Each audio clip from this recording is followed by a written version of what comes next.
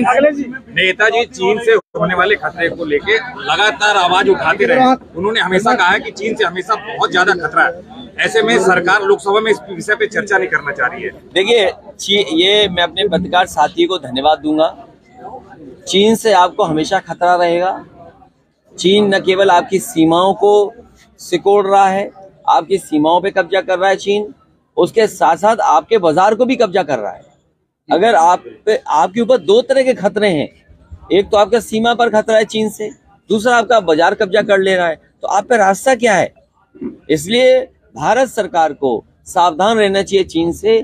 जो नेताजी कहते रहे, जो डॉक्टर राम मनोहर लोहिया कहते रहे, लेकिन भारतीय जनता पार्टी आपको फिल्म दिखा देगी कि फिल्म देखिए आप।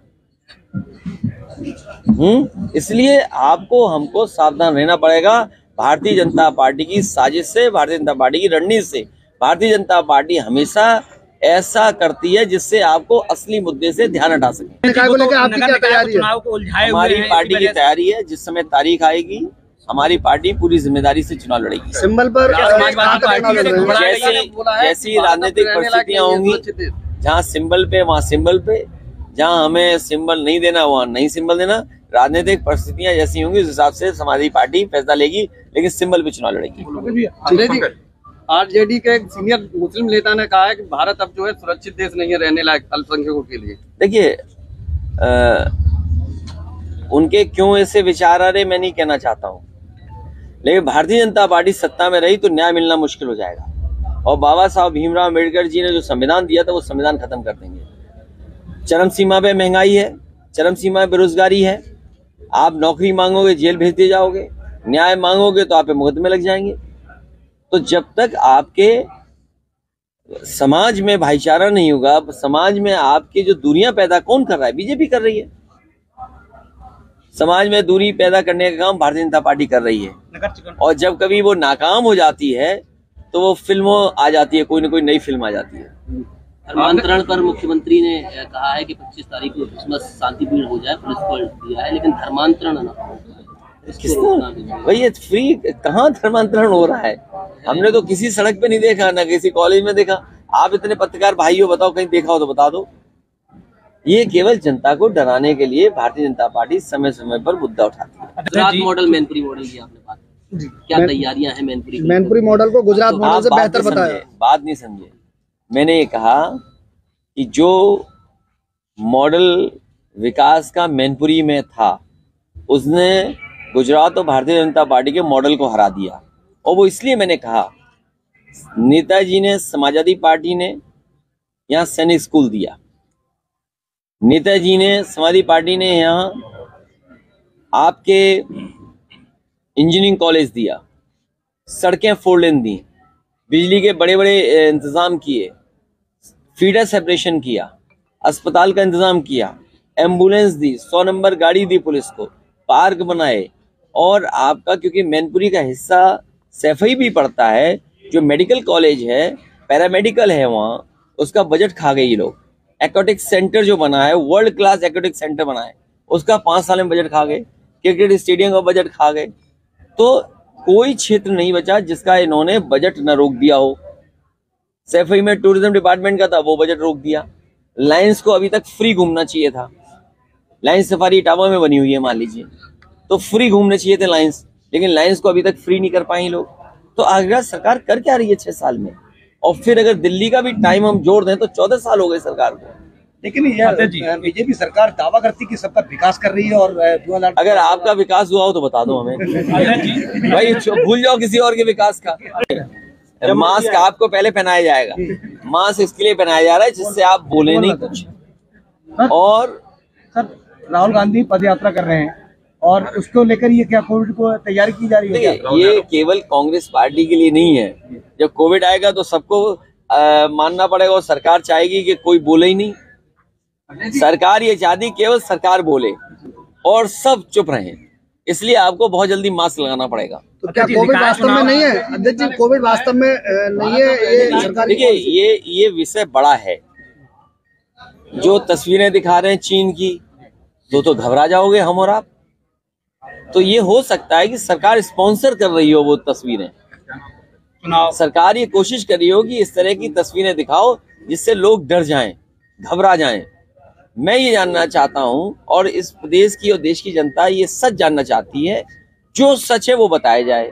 अगर कोरोना है तो जो पाबंदियां लगानी है बता दीजिए, कोरोना का आप इलाज कैसे करोगे वो भी बता दे सरकार, क्योंकि सरकार को करना है सब कुछ। इधर सरकार पता नहीं कौन सा जश्न मनाने की तैयारी में है। ये सरकार जश्न अच्छा मनाती है और ऐसा जश्न मनाती है कि पुराना आप इनका सब कुछ भूल जाओ। मेरे पत्रकार साथियों, आपको याद होगा इसी सरकार ने एक बहुत बड़ी इन्वेस्टमेंट मीट की थी जिसमें देश के बड़े बड़े इन्वेस्टर्स आए थे, देश के सबसे बड़े उद्योगपति आए थे और हालांकि उन्होंने भाषण भी दिया था। अगर आप उनके भाषण को याद करें जिसमें देश के सबसे ऊंचे जो हमारे व्यापारी हैं, उद्योगपति हैं, वो सब आए थे। MOU हुए और सरकार ने उस समय दावा किया था कि लगभग 5 लाख करोड़ के MOU हुए हैं। उसके बाद डिफेंस एक्सपो हुआ जिसमें रिवर फ्रंट, जिसके बारे में भारतीय जनता पार्टी के विचार कुछ और हैं। रिवर फ्रंट को जहां ये जांच के दायरे में लाते हैं, वहीं आपको याद होगा कि डिफेंस एक्सपो जब हुआ तो एयरफोर्स और नेवी के सभी अधिकारियों को वो रिवर फ्रंट दिया गया था। उस पर हेलीकॉप्टर उड़े थे, रोइंग हुई थी, तमाम पानी के जहाज चलाए थे, दिखावे के लिए उसको साफ सुथरा उतने दिन चलाया गया था। इधर भारतीय जनता पार्टी ने ग्रुप ऑफ मिनिस्टर्स और ग्रुप ऑफ अधिकारियों को बना करके इन्होंने दुनिया के अलग अलग हिस्सों में भेजा है। कोई किसी हिस्से में गया, कोई अमेरिका में गया, कोई यूरोप में गया, कोई इंग्लैंड गया, कोई ऑस्ट्रेलिया गया। और अब सुनने में आ रहा है इन सब के लौट आने के बाद मुख्यमंत्री जी खुद तैयार हो गए हैं कि वो भी इन्वेस्टमेंट लेने जा रहे हैं। इसका मतलब ये हुआ है कि दिल्ली और यूपी की सरकार नाकाम रही है इन्वेस्टमेंट लाने के लिए, तभी इन्हें बार बार जाना पड़ रहा है। अगर इन्वेस्टमेंट पहली बार आया होता तो उद्योगपति अपने आप इन्वेस्ट कर रहे होते। जब पहली बार नहीं आया, डिफेंस एक्सपो में नहीं आया, तब इन्होंने मजबूरी में अपने मंत्रियों का ग्रुप बना करके दुनिया में भेजा। मुझे लगता है वो केवल इनवाइट करने गए हैं, इन्वेस्टमेंट लेने नहीं गए। और इन्वेस्टमेंट के साथ साथ अब मुख्यमंत्री भी तैयारी कर रहे हैं। पहले ये सरकार बताए कि किस इंडस्ट्रियल पॉलिसी के तहत इन्वेस्टमेंट आने वाला है। अगर इन्वेस्टर यूपी में आ रहा है तो वो किसी न किसी सेक्टर में इन्वेस्ट करने जा रहा है, तो उस सेक्टर में क्या सहूलियत दे रहे हैं। मान लीजिए यहाँ टूरिज्म मिनिस्टर हैं, टूरिज्म में कोई इन्वेस्ट करना चाहता है तो क्या इंसेंटिव है, क्या आपकी पॉलिसी है। और सबसे बड़ी बात है कि जो समाजवादी सरकार में इन्वेस्टमेंट आ रहा था, जो टूरिज्म पॉलिसी समाजवादी सरकार में थी, उसमें कितना बदलाव आपने किया है जिसके तहत और इन्वेस्टर आपके यहाँ आ रहे हैं। ट्रिपल इंजन ने गाइडलाइन जारी कर दी, कोविड की जांच कराओ, कोविड फिर दोबारा आ रहा है। देखिए ये ट्रिपल इंजन, इन्हें कितने भी इंजन लगा दो, इनके डब्बे खाली हैं।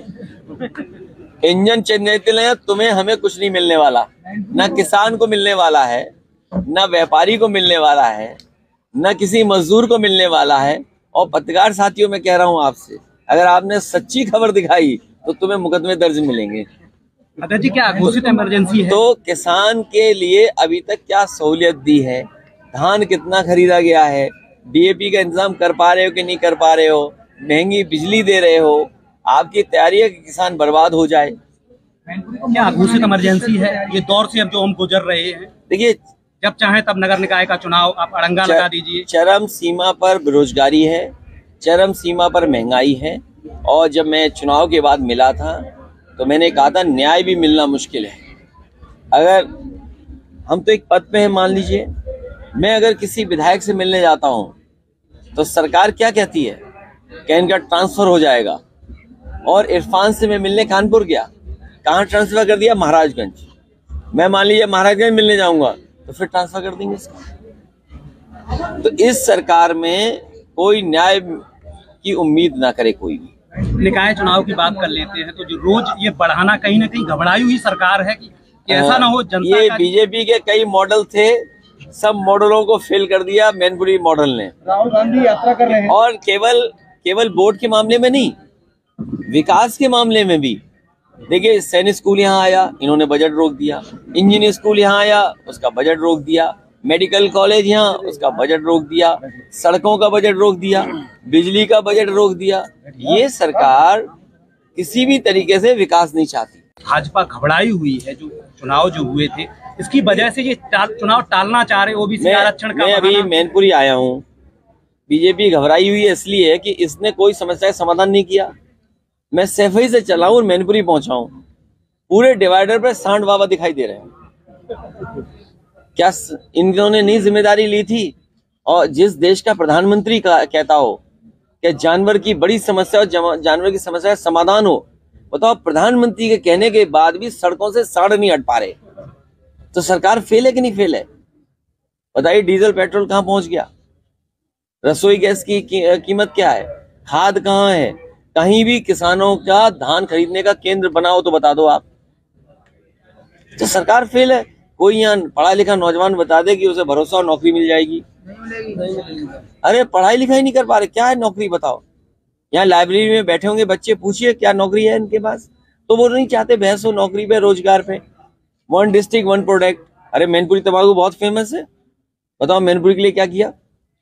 आप पत्रकार साथी हो, मुख्यमंत्री कहते हैं 1 डिस्ट्रिक्ट 1 प्रोडक्ट। अगर आपने सवाल भी पूछ लिया उनसे तो जेल भेज दिए जाओगे। आप क्या मंत्री हैं? आप पूछिए 1 डिस्ट्रिक्ट 1 प्रोडक्ट में क्या बजट आया मैनपुरी का? अच्छा जी, 81 करोड़ किसको? तारकसी। अरे भाई, हम वो नहीं कह रहे किसमें दिया, लेकिन बजट क्या दिया? अध्यक्ष जी, कोई भी प्रोडक्ट हो सकता है उसमें। अध्यक्ष जी, मैनपुरी में जैसे समाजवादी पार्टी ने अभी उपचुनाव में क्लीन स्वीप किया, तो नगर निकाय में क्या उम्मीद की जा सकती है? 10 नगर पंचायत, 1 नगर पालिका है यहाँ। नगर निकाय में भी समाजवादी पार्टी का प्रदर्शन बहुत अच्छा होगा। बहुत अच्छी जीत समाजवादी पार्टी के लोगों की होगी। जिस ग्राउंड में आप बैठे, यहाँ पर कई दलों के लोग इस जमीन को कब्जा करना चाहते हैं और काम भी चल रहा है, तो अभी प्रयास के बाद नहीं हुआ। मैं जिलाधिकारी महोदय से कहूंगा कि अगर इस तरह की कोई शिकायत है उस पर तुरंत कार्रवाई करें, क्योंकि ये तो बुलडोजर सरकार है। ये जहाँ चाहती वहां बुलडोजर ले जाती है, तो कम से कम जमीन ना कब्जा होने दे। ऐसा बुलडोजर लेकर के चले जिससे जमीन कब्जा ना हो।